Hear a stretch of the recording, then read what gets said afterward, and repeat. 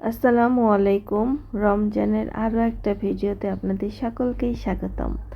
ঢাকা শহরের চতুর্দিকে সন্ধ্যার পরে এত বেশি আলোকিত থাকে, এত সুন্দর করে সাজাইছে, সত্যি দেখলে এত ভালো লাগে, অনেক শান্তি লাগে। মনে হয় যে ঈদ, এই তো ঈদ চলে আসছে, আর খুশি খুশি সব জায়গায় মনে হয়।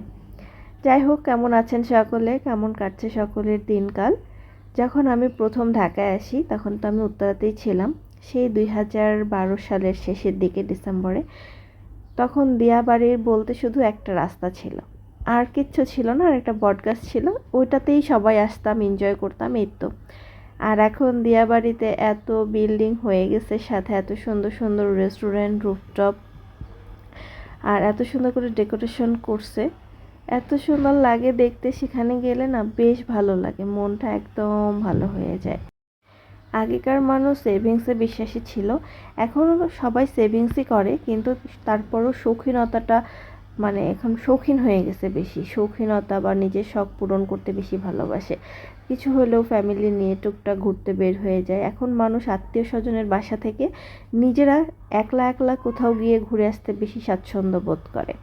আর ওই যে সোশ্যাল মিডিয়ার যুগ, দেখবেন যে পাশাপাশি বসে গল্প হচ্ছে না, কিন্তু ওই মানুষটার সাথেই আপনি অনলাইনে চ্যাটিংয়ে ফোনে কথা বলেন, 1-1.5 ঘন্টা অনায়াসেই কথা বলতে পারবেন। এখন আমাদের চিন্তাধারা, মন মানসিকতা বা আমাদের সব কিছু জেনারেশনটা এভাবেই পাল্টে গেছে।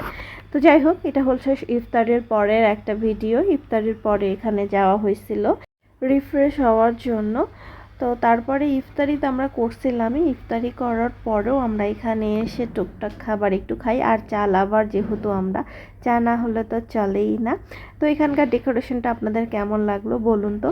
এটা হচ্ছে দিয়াবাড়িতে আসার পথে ওই যে শ্বশুরবাড়ির যে রেস্টুরেন্ট একটা আপুর আছে, ওই রাস্তা দিয়ে আসলেই আপনারা পেয়ে যাবেন। আর ওখানে অনেকগুলো আশেপাশে নার্সারির দোকান আছে। হ্যাঁ, নার্সারির দোকানের আশেপাশে এই রেস্টুরেন্টটা।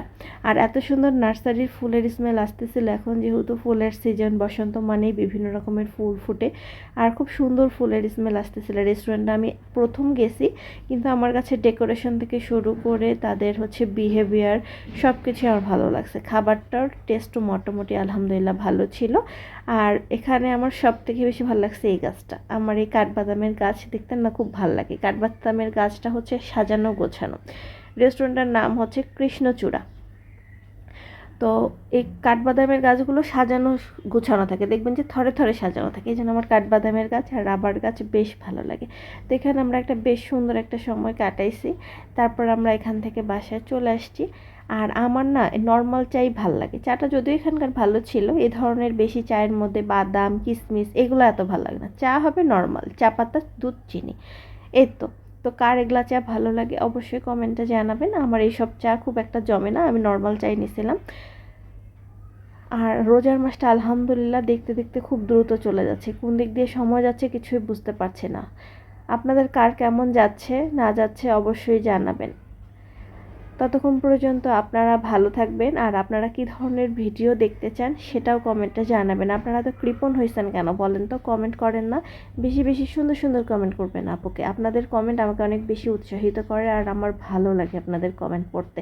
আমি কিন্তু চেষ্টা করি প্রত্যেকটা কমেন্টের রিপ্লাই দিতে। তো ভালো থাকবেন, সুস্থ থাকবেন। আপনাদের সাথে দেখা হবে পরবর্তী ভিডিওতে। ততক্ষণ পর্যন্ত আল্লাহ হাফেজ।